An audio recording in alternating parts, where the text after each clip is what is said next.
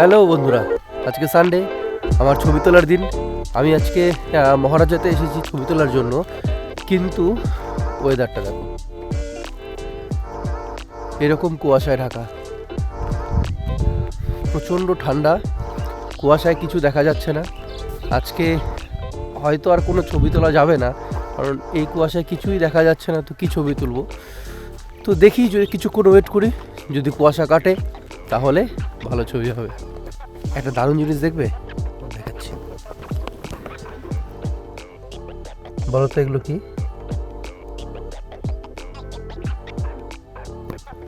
মাকড়সার জালে কুয়াশা পড়ে এরকম লাগছে।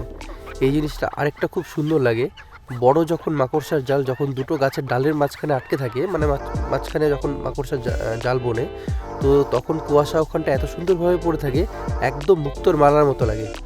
তো যদি সেটা দেখি তোমাদেরকে দেখাবো। এতটাই কুয়াশা যে রাস্তাটাই খুঁজে পাচ্ছি না।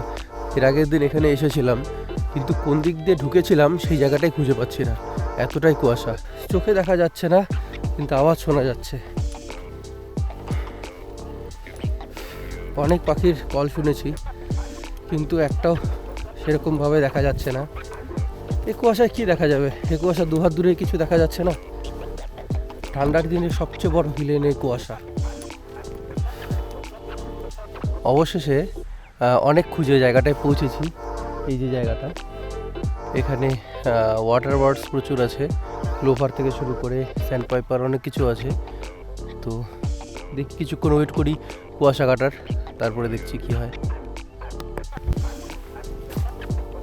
কি দেখেছো?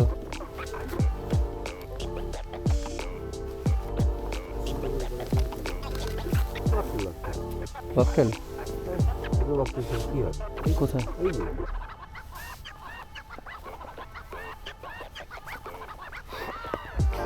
সেট আপ রেডি করে নিয়েছি, এখন শুধু কুয়াশা কাটার অপেক্ষা। তো কিছুক্ষণ ওয়েট করবো এখানটায়, একটু রোদ উঠলেই কুয়াশাটা কেটে যাবে।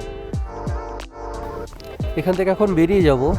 অ্যাকচুয়ালি এখানে এত কুয়াশা কিছুই দেখা যাচ্ছে না, তো এখানে এখন আর কিছু হওয়ার পসিবিলিটি নেই।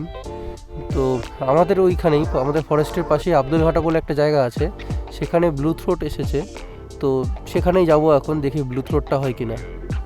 আজকের ব্লগটা তাহলে এখানেই শেষ করছি। ভালো থাকবে সবাই, টাটা সবাইকে।